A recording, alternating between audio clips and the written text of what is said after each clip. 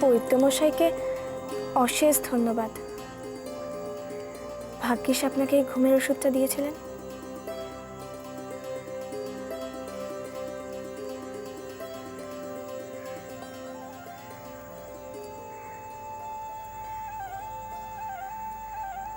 কি করি বলুন তো? আপনার মতন একজন সুন্দর পুরুষকে কিভাবে তাড়াতাড়ি বিদায় জানাই?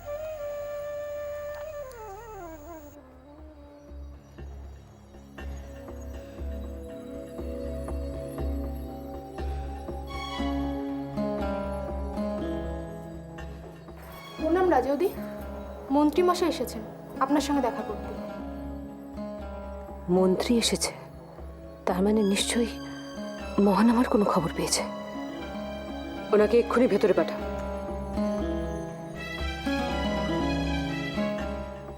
কোথায় আছে মহানামা কে জানে, জানি না কি খবর নিয়ে এসেছে। প্রণাম রাজৌদি। বলো কি খবর এনেছো? ইনি? হ্যাঁ রাজৌদি, আলাপ করিয়ে দিই। উনি হলেন একজন বিখ্যাত জ্যোতিষী। দেশের বিভিন্ন রাজ্যে ওনার নামের খ্যাতি ছড়িয়ে আছে। উনি যা বলেন তার এক বর্ণও মিথ্যে হয় না। আমি ওনাকে এখানে নিয়ে এসেছি, এমনকি রাজকুমার সম্পর্কে সব তথ্যও জানিয়েছি। প্রণাম। আপনি পারবেন আমাকে সাহায্য করতে, আমার ভাই মহানামার খোঁজ এনে দিতে? আপনাকে কথা দিতে পারছি না রাজকুমারকে খুঁজে দেবার, তবে একটা চেষ্টা করতে পারি। আপনাকে এক্ষেত্রে যত রকম সাহায্য করার দরকার আমি করতে রাজি আছি। রাজকুমারের কোনো জন্মকুণ্ডলী আছে? হ্যাঁ, অবশ্যই আছে। আপনি সেটা আমাকে একবার দেখাতে পারেন? অবশ্যই, আপনি বসুন, আমি নিয়ে আসছি।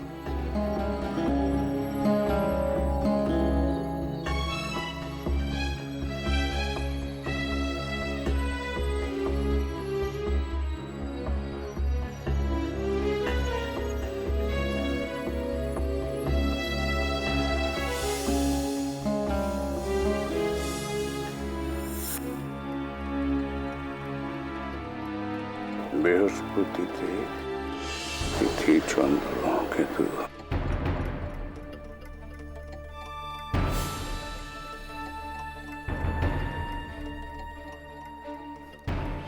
আপনি চিন্তা করবেন না, রাজকুমারের রাজযোগ আছে। তার ভাগ্য রাজার ভাগ্য। আপনি সত্যি বলছেন? আচ্ছা, আপনি বলতে পারেন রাজকুমার যখন ছোট ছিলেন, এই ধরুন বছর 13 হবে, সেই সময় কি উনি পড়ে গিয়েছিলেন, বাহুতে চোট পেয়েছিলেন? এসব আপনি কি করে বললেন? এ তো মহান আমার একান্ত ব্যক্তিগত ব্যাপার। ওর আপনজন ছাড়া আর কারো জানারই কথা নয়। আপনি কি করে জানলেন? গণনা, সবই গণনা। আপনি অসীম ক্ষমতাবান। আমার বলুন, কি আছে মহান আমার ভবিষ্যতে? রাজকুমার এক মহান রাজা হবেন, এমন মহান রাজা যে তিনি তার পিতার মুখ উজ্জ্বল করবেন। আপনি আগামী উজ্জ্বল দিনগুলোর জন্য প্রস্তুতি শুরু করে দিন। সেই দিনের প্রস্তুতি যেদিন আপনার ভাই রাজকুমার রাজ সিংহাসনে বসবে। আমি এখন আসছি।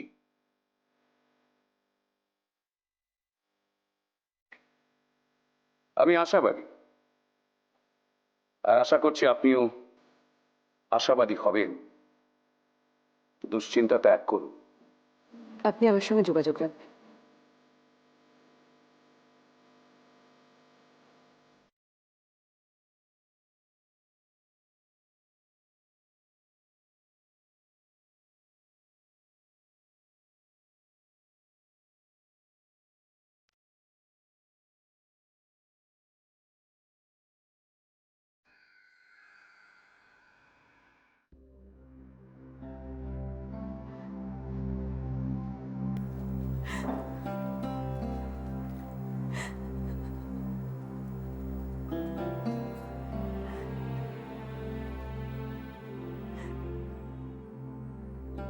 কি হয়েছে? কাঁদছো কেন? না না, কিছু না, এমনি। বুঝেছি, তুমি খনার বিষয়ে চিন্তিত, তাই তো? শুধু খনার জন্য নয়, আমি আজ বেশি চিন্তিত রানীকে নিয়ে। জানি না ওর জন্য আর আর কি কি ঘটনা অপেক্ষা করে আছে। মনে আশা রাখো, ভরসা রাখো। সন্তানের দুঃখে মহারানীর এই অবস্থা খুব শীঘ্রই দূর হয়ে যাবে। রানী খনার জন্য চিন্তিত, এটা তো স্বাভাবিক। আমি এটা নিয়ে ভাবছি না, আমি ভাবছি অন্য কথা। রানী আজকে এই যে স্বেচ্ছায় নির্বাসন নিয়েছেন, এর জন্য তো আমি দায়ী। মানে আপনি তো সবই জানেন। দেখুন, রানী এই যে স্বেচ্ছায় নির্বাসন নিয়েছেন, নিজের স্বাভাবিক জীবনের ছন্দ পর্যন্ত হারিয়ে ফেলেছেন। একজন সন্তানের মা হয়ে তার কাছে যাওয়ার স্বাধীনতাটুকু বিসর্জন দিয়েছেন। বলুন তো, এসবের পরেও আমার কিরকম লাগতে পারে? আরো বেশি করে খারাপ লাগছে এটা ভেবে যে সব কিছুই তিনি করছেন আমার জন্য।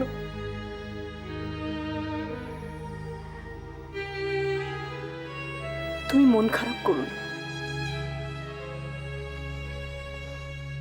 এটা মন খারাপের কথা নয়। সেই চিরাচরিত কাল থেকে একটা কথা আছে না, বড় মনে পড়ছে আজ সে কথা। মেয়েরা শ্বশুরবাড়িতে সবসময় একজন আগন্তুকের মতো। শ্বশুরবাড়িতে কোনো সময় তারা আপনজন হয় না। এ কথা কেন বলছো তুমি? বলছি কারণ রানী যে নির্দোষ সে কথা আজ প্রমাণিত সত্য। এমনকি কুশা নিজেও মহারাজের সামনে স্বীকার করেছে খনাকে বিষ দেওয়ার ব্যাপারে রানী জড়িত নন। কিন্তু তারপরেও রানীর সঙ্গে একজন অপরাধীর মতোই আচরণ করা হচ্ছে। এমনকি রানী নিজেও একজন অপরাধীর মতোই স্বেচ্ছা নির্বাসনের জীবন যাপন করছেন।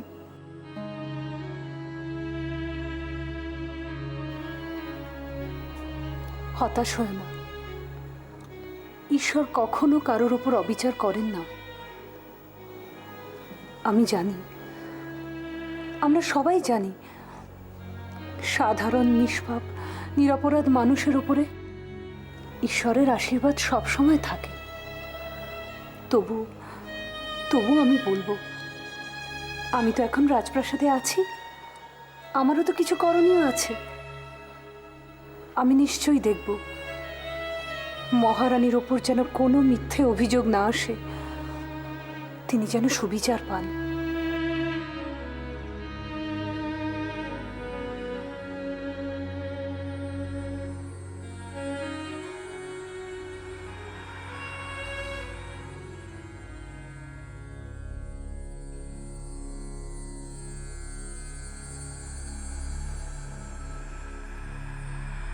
খনা, এবার তোমায় পঞ্চভূত নিয়ে জ্ঞান অর্জন করতে হবে, যেমন তেজ,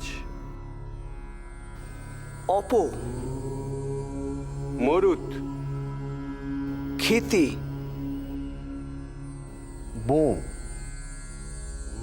অর্থাৎ অগ্নি, জল, বায়ু, মাটি ও আকাশ। এই হলো পঞ্চভূত। এখন তোমার তেজ অর্থাৎ অগ্নিকে জানার সময়। অগ্নি?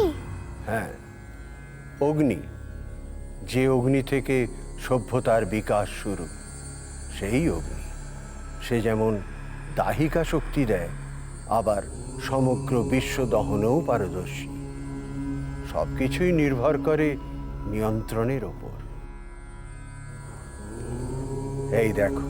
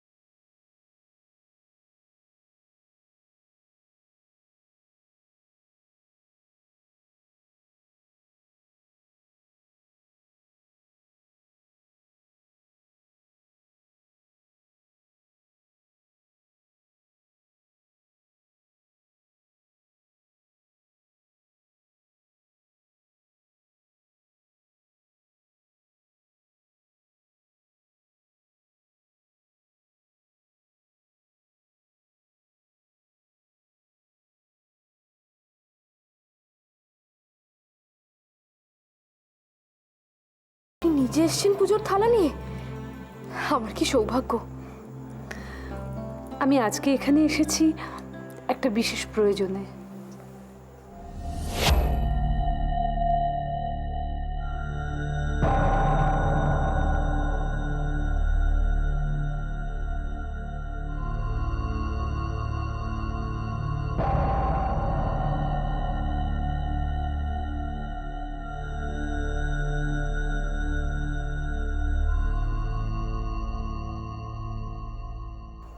আমার একটা অনুরোধ আছে আপনার কাছে, এই অনুরোধ আপনাকে রাখতেই হবে। হ্যাঁ হ্যাঁ, আপনি বলুন। মহারানী যে নির্দোষ তা তো প্রমাণিত, তাহলে মহারানী কেন প্রাসাদের সকলের থেকে এভাবে দূরে সরে থাকবেন? এমনকি তার পরম প্রিয় সন্তানের থেকেও তিনি দূরে সরে রয়েছেন। এরকম পরিস্থিতিতে মানুষের যে কি মানসিক অবস্থা হয়, আমি মনে প্রাণে চাই মহারানী যেন আবার সুস্থ স্বাভাবিক জীবনে ফিরে আসেন, আর এই প্রাসাদের যেন সকলে তাকে সাদরে গ্রহণ করেন। খনাকে বিষ দেওয়ার মতো এত বড় অন্যায় কাজ কে করেছে আমি জানি না,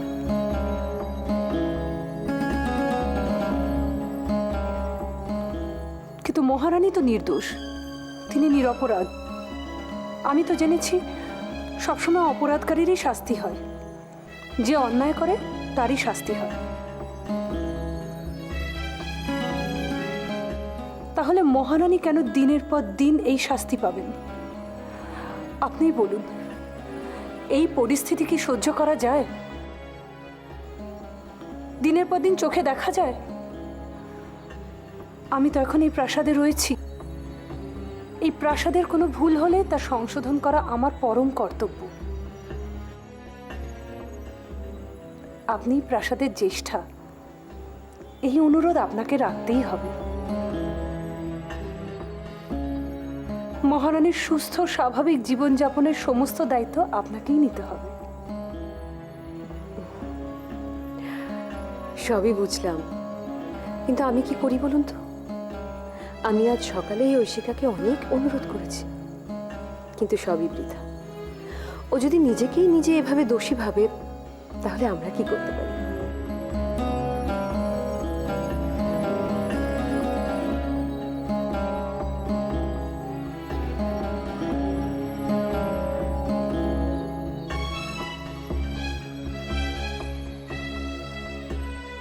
আমরা তো তুচ্ছাতি তুচ্ছ মানুষ।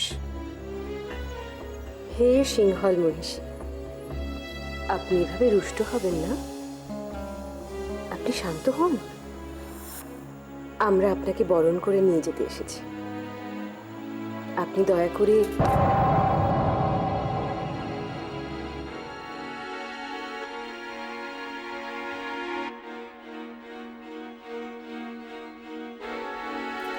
আমাকে এভাবে জোর করবেন না।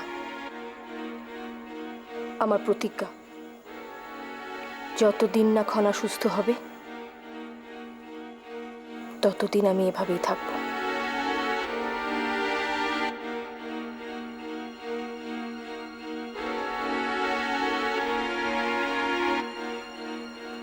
দেখলেন তো আমি আর কি করতে পারি বলুন? সবই তো আপনি স্বচক্ষে দেখলেন, এবার আপনি বোঝান।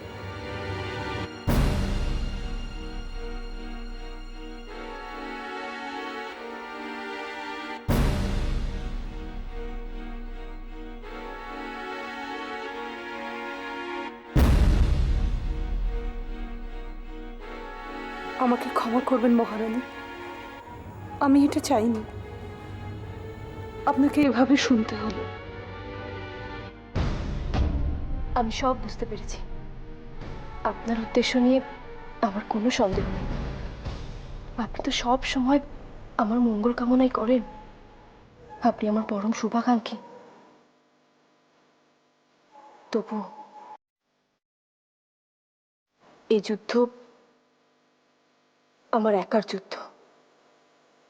এই লড়াই আমার একার লড়াই।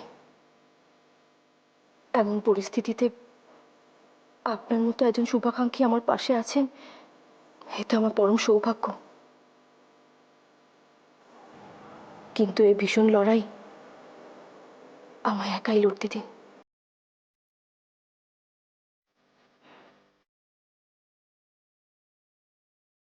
এটা আমার পরম সৌভাগ্য যে আমি আপনার মতো একজন মহিয়সী মায়ের দেখা পেয়েছি।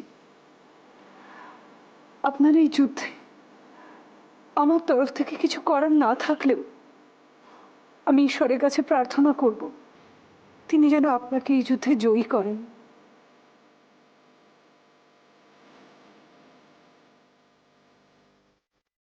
আমি আপনার এই সিদ্ধান্তকে শ্রদ্ধা জানাচ্ছি।